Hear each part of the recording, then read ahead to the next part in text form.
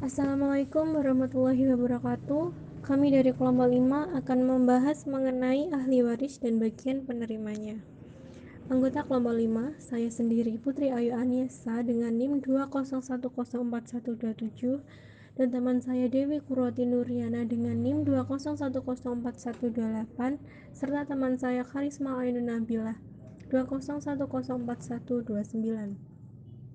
Poin pembahasan 1. Pengertian ahli waris 2. Macam-macam ahli waris 3. Pembagian ahli waris. Pengertian ahli waris. Ahli waris ialah orang-orang yang bisa memperoleh harta warisan dari seseorang yang meninggal dunia. Macam-macam ahli waris.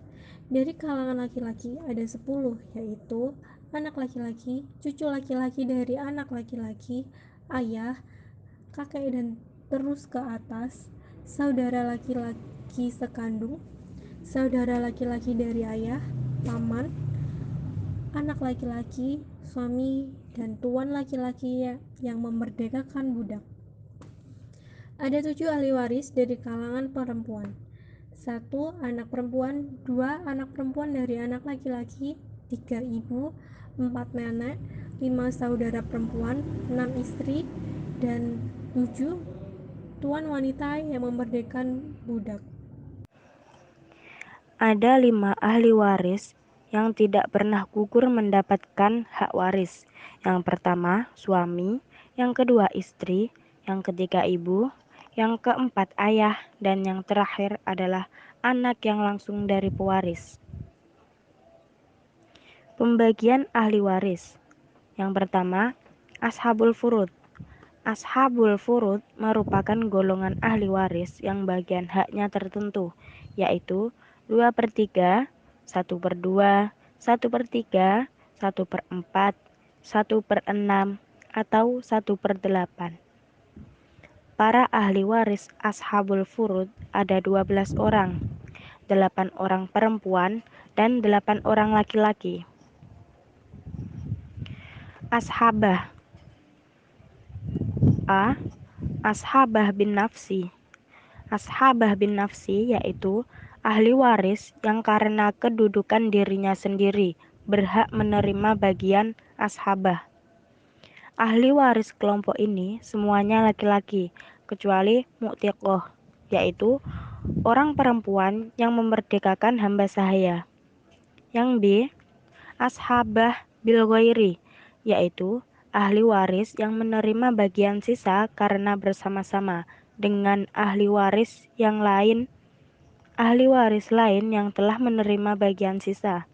Apabila ahli waris menerima sisa tidak ada, maka ia tetap menerima bagian tertentu dengan zawil furud.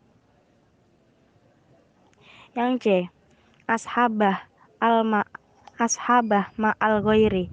Ashabah ma'al ghairi yaitu ahli waris yang menerima bagian sisa karena bersama-sama dengan ahli waris lain yang tidak menerima bagian sisa.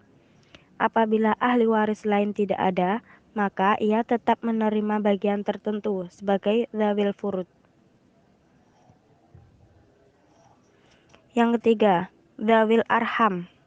Di dalam pembahasan fikih mawaris, terminologi zawil arham digunakan untuk menunjuk ahli waris yang tidak termasuk ke dalam ahli waris ashabul furud dan ashabah.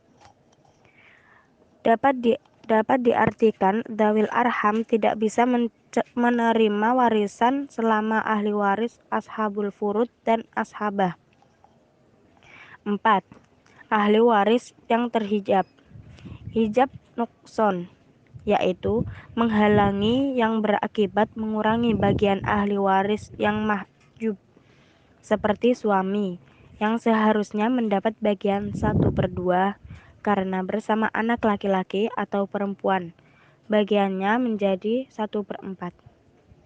Sekian dari kelompok kami, apabila ada kurang lebihnya mohon maaf. Semoga bermanfaat dan terima kasih. Wassalamualaikum warahmatullahi wabarakatuh.